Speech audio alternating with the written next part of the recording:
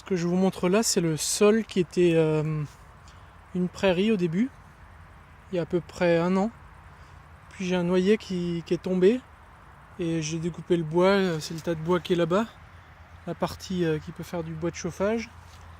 Et toutes les branches, je les avais étalées le long de la clôture là. Et dans la vidéo sur le début de la saison des noix, je vous expliquais qu'il fallait que j'enlève ce tas de branches pour que les noix ne tombent pas dans le tas et que je puisse les récolter. Donc c'est ce que j'ai fait, j'ai bougé la plus grande partie des branches là-bas dans le fond sur le même tas. Alors au fur et à mesure que je l'entassais, je donnais des coups de tronçonneuse dedans dans tous les sens pour que ça se rabaisse et je remettais dessus. Donc le tas faisait cette taille là 3 ou 4 fois et à chaque fois je l'ai tassé en découpant les branches. Et ce qui est intéressant, c'est de voir l'état du sol à l'endroit où les branches étaient pendant un an. Donc c'est un endroit où il n'y avait pas de soleil qui arrivait. Il y avait du bois qui se décomposait au contact du sol avec des feuilles mortes, des vieilles coquilles de noix. Et donc il n'y a plus du tout de pissenlit, d'herbe, il n'y a plus qu'un super bon sol à cet endroit-là parce que les vers de terre venaient manger des restes de champignons qui se nourrissaient de bois. Donc là, depuis que j'ai enlevé le bois, je vois des taupinières aussi. Il y avait un petit réseau de taupes et de rats qui étaient là-dessous. C'est un super sol. Il ressemble pas du tout au sol que j'ai dans le jardin. Alors que je suis sûr que si je creuse à côté de là, juste là, ça va ressembler au sol que j'ai dans le jardin. Mais là, c'est vraiment un beau sol.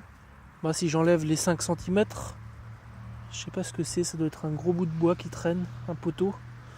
Faut que je le déterre. Non, c'est un beau sol assez profond en fait, plusieurs centimètres. 10 cm plus. Donc ça fera un très beau potager l'été prochain quand il fera super chaud et qu'il bénéficiera de l'ombre du noyer et que le seul soleil qui viendra, ce sera en deuxième partie d'après-midi. Ouais.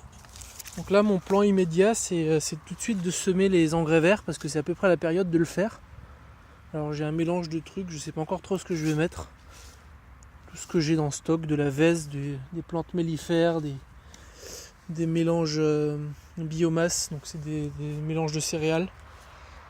Et je vais continuer à récolter les noix pendant un mois à peu près là-dessus. Puis les feuilles mortes tomberont. J'espère que d'ici là les engrais verts auront germé et seront capables de sortir la tête des feuilles mortes. Sinon il faudra que je ratisse de temps en temps sans casser les engrais verts qui ont germé. Et ouais, donc ça peut servir de potager l'an prochain. Un beau sol comme ça, je suis sûr que je vais pouvoir faire quelques belles choses, même si c'est sous un noyer. Donc il n'y aura peut-être pas de semis direct parce que les feuilles de noyer sont des inhibiteurs de germination. Mais après, une fois que la germination s'est réalisée, normalement elle ne pose pas de problème aux plantes. Et puis là, il y a une partie qui est assez à l'écart du noyer, il n'y aura pas grand-chose qui tombera. Il y a mon compost ici, donc cet endroit-là, quand je enlèverai le compost, il y aura un super sol aussi. Donc voilà, c'est intéressant de voir en un an ce qui se passe avec le sol quand il est complètement couvert et qu'il y a de la matière organique qui se décompose dedans. Ça c'est mon compost. Les petits trucs blancs duveteux que vous voyez, c'est du broyat de branches. J'ai broyé toutes les grosses branches dans ce tas-là. Je les ai mis en contact avec la pelouse et le reste du compost, mais c'est principalement de la pelouse. Et c'est impressionnant la vitesse à laquelle tout a été recouvert de mycélium de champignons et la température qu'il fait là-dedans. Alors je sais pas si je vais le laisser encore chauffer quelques jours ou si je vais commencer à le retourner une fois par semaine.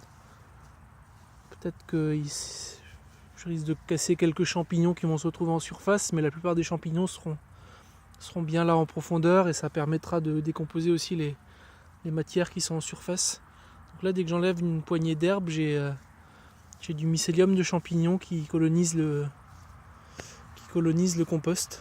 Donc ça m'étonne pas qu'on puisse faire des composts parfaitement mûrs en 18 jours si on les retourne tous les jours. Voilà.